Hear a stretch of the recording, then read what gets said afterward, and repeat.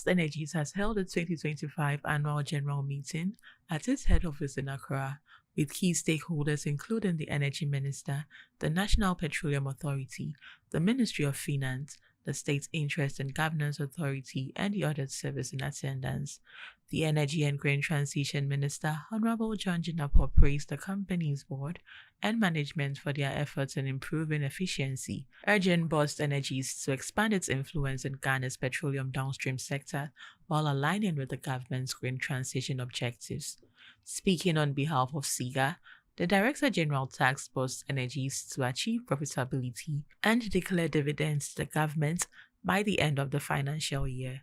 The representative emphasized accountability, cost optimization, revenue generation, and assets maximization as key performance targets.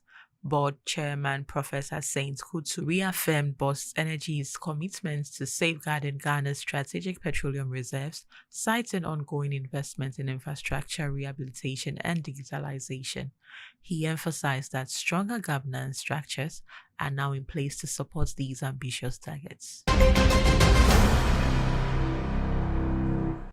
The price of petroleum products is set to rise from Monday, September 1st, 2025, with petrol, diesel, and LPG all expected to record significant increases at the pumps. According to the Chamber of Oil Markets and Companies, petrol prices are projected to go up between 3.86 and 5.40% per litre, which could push the pump price to around 13.67 Ghana cedis. Diesel may climb up by 3.39%, taking prices to 14.35 Ghana cedi per litre, while LPG is forecast to increase by as much as 4.57% per kilogram. The Chamber attributes the hike mainly to the recent depreciation of the Ghana cedi against the US dollar, which weakened from 10.71 Ghana cedi to 11.20 Ghana cedi, a fall of nearly 4% and the sharpest since the start of the year. This comes despite global oil market trends showing falling prices, with petrol down by 0.45%, diesel by 3.73%, and LPG by 1.73%.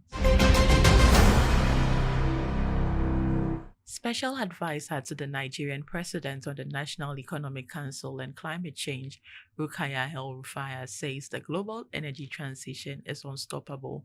Speaking in a keynote address at the Future of Energy conference, she cited International Energy Agency data showing global energy demand grew by 2.2% in 2024, driven mainly by a 4.3% rise in electricity demand. She added that for the first time, oil's share in global energy consumption has fallen below 80 and 30% respectively, while renewable sources and nuclear power accounted for most of the growth. Madame El-Rufa highlighted solar photovoltaic as the main driver, contributing nearly 80% of renewable energy expansion. She, however, lamented that Africa still remains the energy poverty capital of the world. According to her, weak regulatory frameworks and poor transparency across the continent have resulted in expensive power agreements and inflated risk pricing. The European Commission has launched public consultations on two flagship energy initiatives: the EU Electrification Action Plan and the EU Heating and Cooling Strategy. Citizens and stakeholders have until 20th November 2025 to give their input, which will shape final proposals due early next year. The Electrification Plan seeks to accelerate Europe's clean energy shift by lowering electricity costs relative to fossil fuels, reforming tariffs, and strengthening grid reliability with digital tools, storage, and market incentives. The EU is targeting electricity to make up a third of total energy use by 2030, up from just 23% in 2023. Meanwhile, the Heating and Cooling Strategy aims to cut Europe's reliance on imported fuels, a sector that makes up half of the bloc's energy demand, with gas still providing 70% of the supply.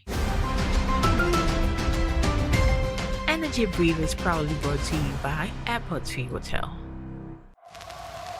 Energy Ghana, local in focus, global in perspective.